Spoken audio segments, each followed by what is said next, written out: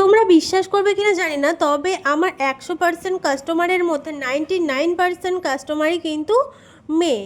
তো হ্যাঁ, আমার কাছে যারা কেক অর্ডার করে প্রতিনিয়ত আমার 3-4টে কেকের অর্ডার তো থাকেই, কম তো মানে বেশি তো কম না। তো সেক্ষেত্রে সবাই কিন্তু আমার কাছে মেয়েই।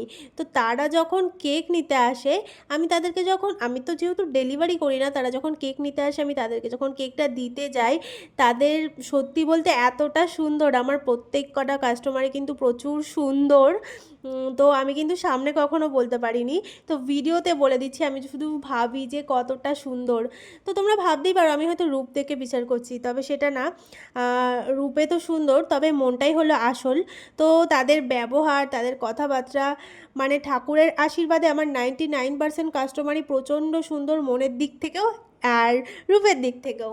তো সেক্ষেত্রে তাদের সঙ্গে কথা বলা অ্যান্ড তাদের বিহেভিয়ার আমার এতটা পছন্দ।